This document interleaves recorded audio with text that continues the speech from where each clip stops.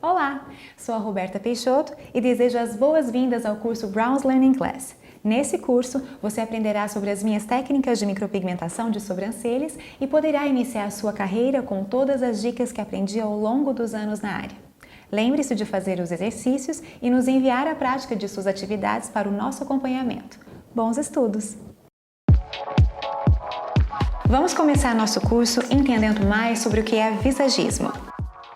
Visagismo é uma palavra que deriva de visage, que em francês significa rosto. É importante iniciarmos falando disso, pois tudo que trabalhamos nesse curso envolve esse conceito, que está relacionado aos meios de como trabalhar uma imagem personalizada, valorizando as características de cada um. Com as sobrancelhas não é diferente. Você irá perceber ao longo de nosso curso que elas possuem formatos, espessuras e tamanhos distintos, se é mais arredondada ou mais geométrica, mais próxima ou mais afastada. Precisamos considerar todos esses detalhes para que possamos ressaltar a beleza de cada um dos nossos clientes, mantendo um aspecto natural. Outro ponto importante é perceber que ser natural não significa manter o aspecto original da sobrancelha, mas sim corrigir os erros de tamanho e formato, entendendo o lugar correto do ponto alto da sobrancelha e suas demais características. Agora, vamos entender como funciona a estrutura de uma sobrancelha. Primeiro, precisamos compreender que o ponto alto, ou seja, o lugar mais alto de uma sobrancelha, responsável pelo ângulo arqueado, precisa estar no lugar certo. É sobre esse lugar certo que nós vamos falar. Para que esse ponto alto seja colocado no lugar exato, precisamos entender que a sobrancelha é dividida entre corpo e cauda. O corpo precisa ter aproximadamente 60% de preenchimento e a cauda 40%. Essa é a proporção correta que deixa a sobrancelha mais natural e mais bonita. Imagine se você tivesse um ponto alto exatamente no meio, com 50% de corpo e 50% de cauda. A sobrancelha ficaria com um formato semelhante a um acento circunflexo, o chamado chapeuzinho. De maneira geral, dificilmente é necessário realizar mudanças radicais nas sobrancelhas das pessoas. Os casos de alopecia em que a pessoa não possui pelos na sobrancelha são raros e, nesses casos, é fundamental se atentar para os traços do rosto de cada um, além de verificar os pontos de medição ideal. Para isso, vamos entender um pouco mais sobre algumas regras de proporção. A primeira delas é sobre o início da sobrancelha, que precisa ter a espessura mais larga do que a largura do ponto alto.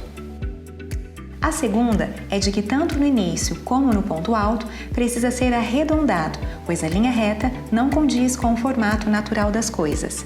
Já a terceira trata sobre o quanto é importante que o topo da sobrancelha esteja reto, mas o início, ponto alto e a base devem estar levemente abaulados. Observe agora nas imagens o que acontece quando não seguimos essas regras. No caso, quando não fazemos as retas da base e do topo paralelas, não respeitando o desnível de espessura entre o início e o ponto alto. Também quando não fazemos o arredondamento dos pontos setados, resulta num formato geométrico. E por fim, quando ela começa mais fina, torna-se desproporcional, sem valorizar o olhar.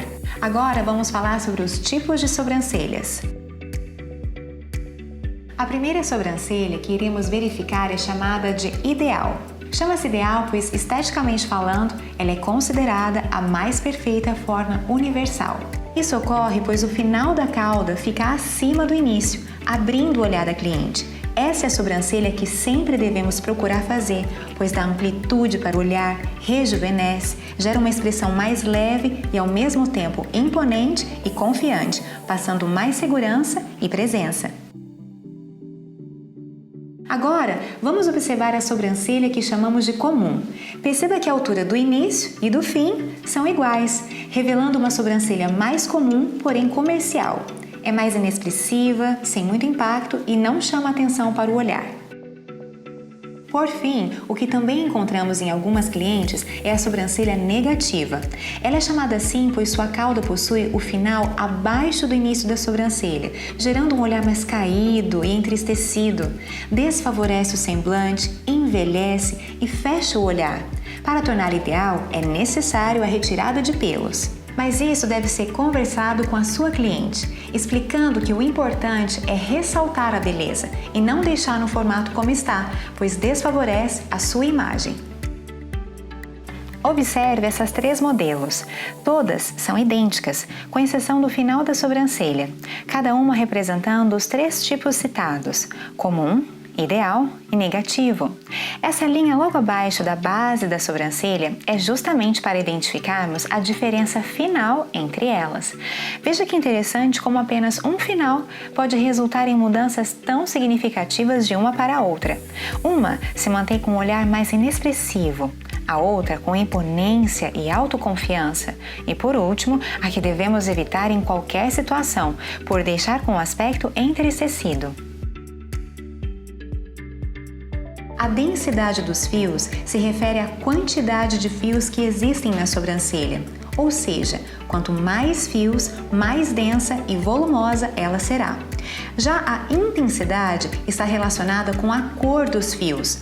Quanto mais vezes você aplicar o pigmento no mesmo lugar, mais escuro e artificial ficará.